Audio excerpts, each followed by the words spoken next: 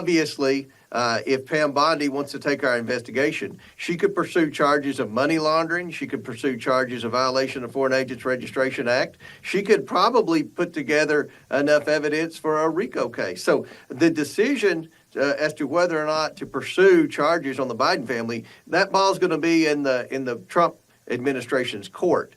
I certainly hope they do. I think Jim Jordan has said publicly he hopes they do. But at the very least, we want to see people held accountable in the federal government when what we call the deep state, the unelected deep state bureaucrats that were responsible for the cover-up. Because what we found in our investigation was that there were 4 government agencies that had ongoing investigations of various Biden family members. It was the Department of Justice in 3 different jurisdictions, the IRS, the FBI, and the Securities and Exchange Commission. And in each instance, while investigating either Jim Biden or Hunter Biden, obviously they wanted to question Joe Biden because none of the money would be coming into the accounts of the Bidens, were it not 51 former intelligence officials that signed the letter lying to the American people, committing election interference back in 2020 when they said that laptop was Russian disinformation. We knew from our investigation that the FBI already had possession of the laptop. The FBI knew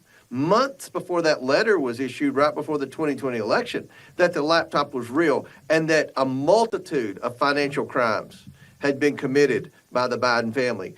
It wasn't like they were selling access to big pharmaceutical companies or some type of special interest. They were selling access to people in foreign countries, and my book goes into detail, names of all the scoundrels who wired to Biden's money. They were all in trouble. In fact, just about every one of them either have been in prison, are currently in prison, are under investigation and could go to prison, or on the run from being sent to prison. I mean, these are the worst people in the world that needed prosecutors fired. They needed banks to be able to allow them to launder money from their country into the United States bank so their country wouldn't seize their assets. That's the definition of the Biden family.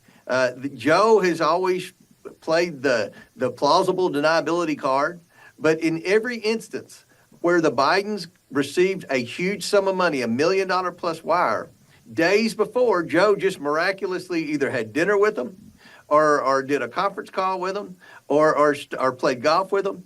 And throughout the whole 2020 campaign, when this laptop was revealed and some of this information was in there, Joe said he never met any of these people. It was Russian disinformation. So Joe Biden's the most dishonest president. He's the least transparent president. And I would argue he's the most corrupt president in our nation's history.